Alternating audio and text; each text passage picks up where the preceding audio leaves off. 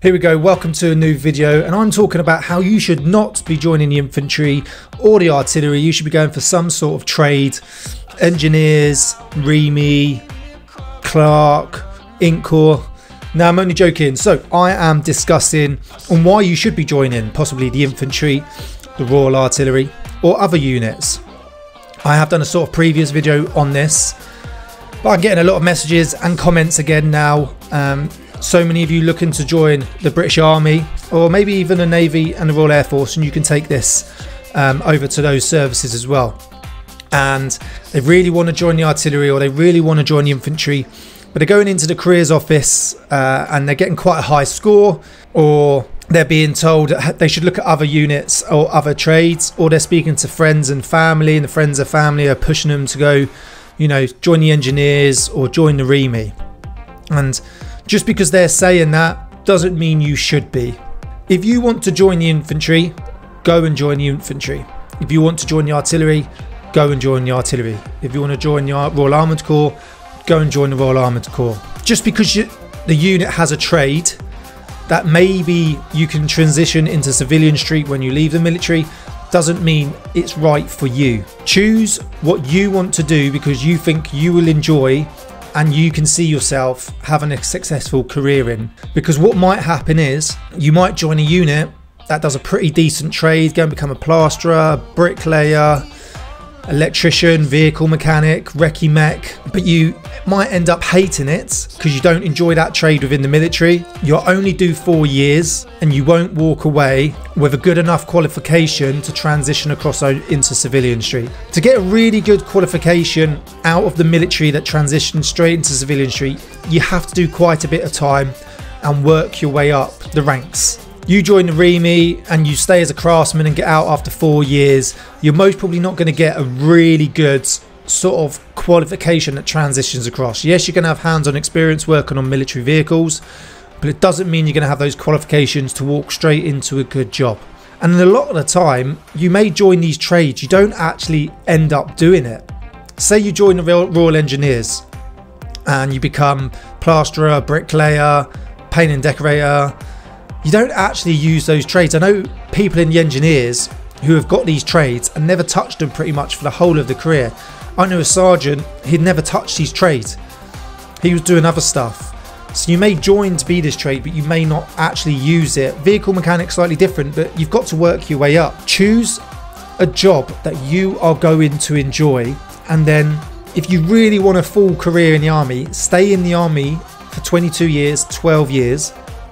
And then use the standard learning credits that you get yearly, which is £175, or use your enhanced learning credits, which is £1,000 from year 4 to year 6 for 3 years. You get 3 lots of £3,000 in total.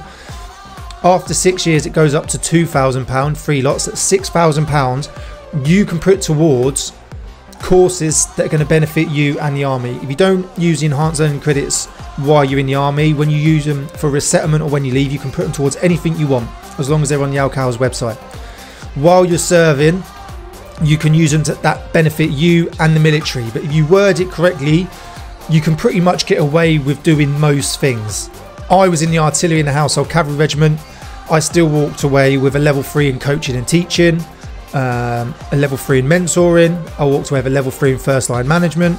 I walked away with my personal training course, which I used my Alcaz to pay for, and my level 2 fitness instructor. You can go away and do photography if you wanted to. You can get your forklift license. You can do all sorts with that funding. And go and check out Ranger Media. He's Royal Irish Regiment, Infantry Sergeant now, I believe, possibly going on to Staff Sergeant. He's had a great career and he's done a lot of other work in his own time.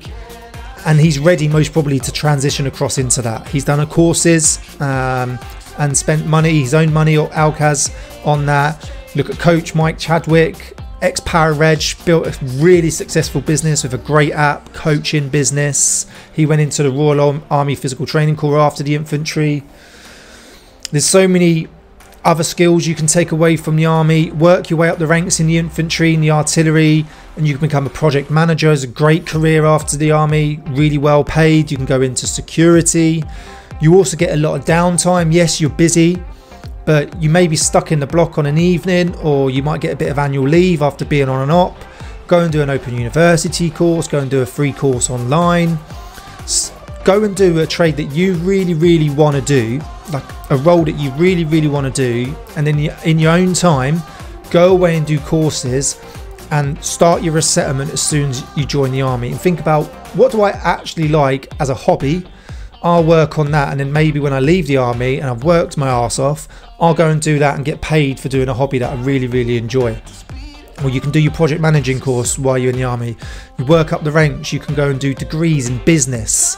You can do so much now within the army that isn't tied down to a trade.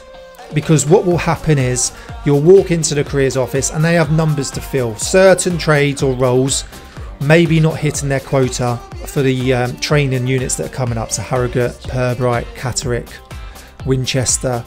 And they'll be told in the careers office, right, we need numbers for these roles, try and get people into these roles. Or you might walk in and the person you might speak to might be engineers or REME or whatever it is, and they'll be like, yeah, come to my regiment, really good, you get this, and you might get sucked into it and you might not actually enjoy it. I did a career in the artillery, I got into the fire support teams, and I actually loved it. I didn't walk away with loads of qualifications that you could transition into like the construction trade, but I walked away, like I said, level 3 first line management, level 3 in coaching, a level 3 diploma in telecommunications. Like I said, I did my personal trainers course in my own time.